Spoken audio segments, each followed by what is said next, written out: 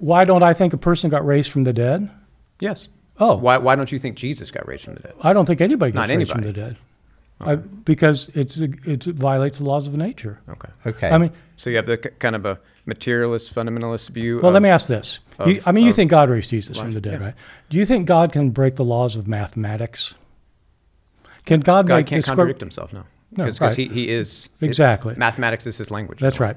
The other language he uses is physics. Can he break the laws of physics?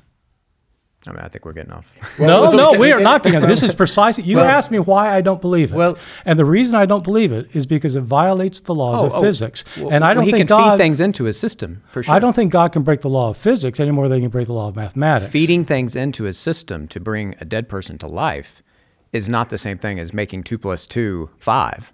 That's completely different things. They are both laws that have never been broken in history. Except in the case of Jesus, right?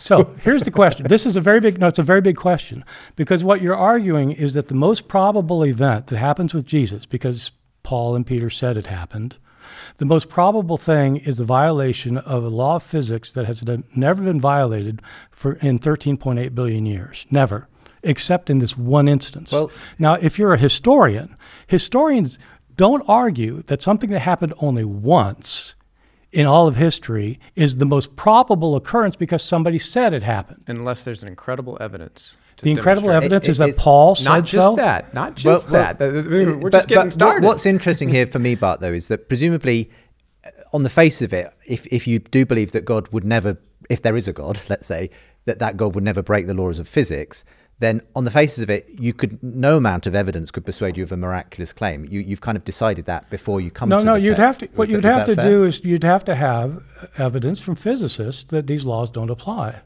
Okay, so you'd have to go to the physicist rather than You the certainly historian. can prove it, because physicists. So we need to go to the physicists for the evidence. Well, if you're going to say that the laws of physics have been broken one time in the history of the human race, then you need pretty good evidence. And the evidence that somebody said they saw somebody.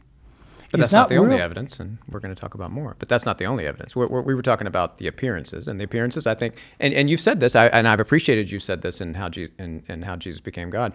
You talk about how basically the evidence is consistent with if Jesus did rise from the dead.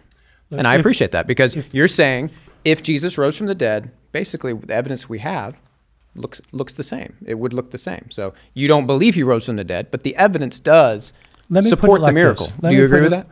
No, of course I don't. Well, okay, consistent with the miracle. Is it consistent with the miracle? Let me put it this way.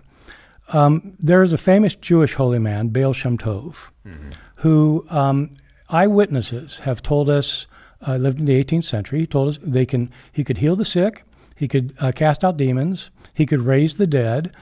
We have eyewitness accounts of this. And my suspicion is that you don't think it really happened, because you'd be suspicious of those reports. I think the fact that nobody outside of Hasidic Jews think it happened is quite okay. Who outside of Christians think that Jesus was raised from the dead? Pinchas Lapid. He was a Jewish historian and scholar. He wrote a book called The Resurrection of Jesus. You should read it. It's actually really good. He actually was convinced by the evidence that Jesus rose from the dead. Right.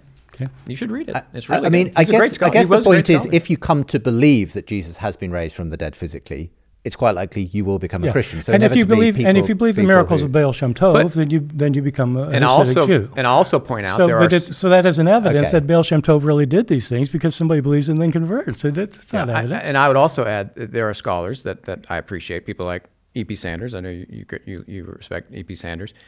Like in Jesus and Judaism, the way he ends is basically saying, I don't know what happened. Yeah. But he admits the evidence is pretty strong. For early access to shows and for bonus content, register now at thebigconversation.show.